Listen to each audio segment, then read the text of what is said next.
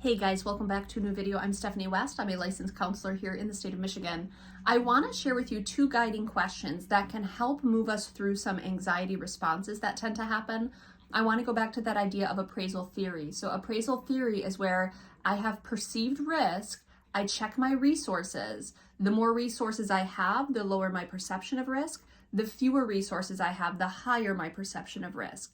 And so what we're going to talk about for just a quick minute here is how do I disrupt a low perception of resources? And so I see a risk and I don't have resources. We're going to talk about what does it mean to build resources so my risk feels like it's lowering, okay? So two questions can be really, really helpful. Let's say my amygdala's firing, meaning I have the fear center in my brain and it's sending like warning signals, warning signals, warning signals, danger, danger, danger. My job is to say, what do I need to know? Who do I need to ask? Those are the two guiding questions here. So if I'm in some sort of financial peril and I don't know what to do to kind of get movement in that, I need to figure out, okay, what do I actually need to know here? So maybe what are my options? Okay, then who do I need to ask about that? Do I have a friend that's financially savvy? Do I know someone who works in finances who could be helpful? Can I do some Googling? Can I look into my history and see, hey, what practices used to work that I could pull in? What do I need to know? Who should I be asking? As soon as you start to engage those questions, what you're doing is you're pulling things up into the prefrontal cortex. You're pulling things up into the processing and reasoning center of our brain. And once we put parameters on something, it cannot stay in our amygdala. We cannot stay dysregulated and fear-centric once we pull it forward into the front part of our brain.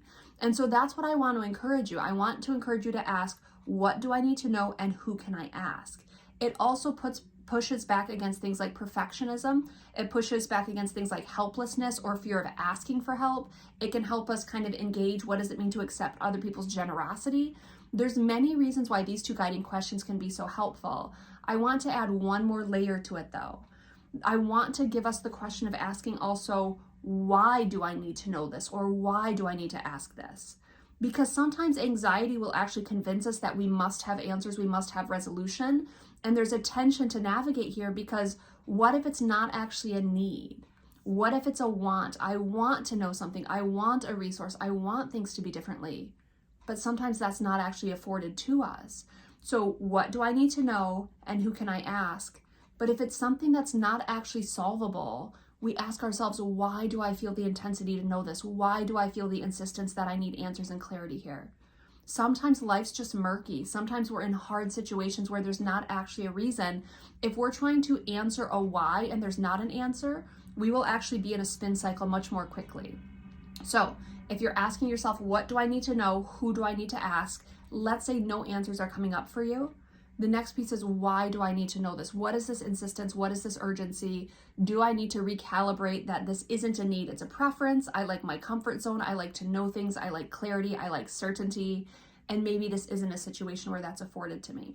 So there is a little bit of nuance to navigate there. But if it's something that is solvable, we ask ourselves, what do I need to know and who can I ask? And watch our perception of resources increase, which means our perception of risk would be going down.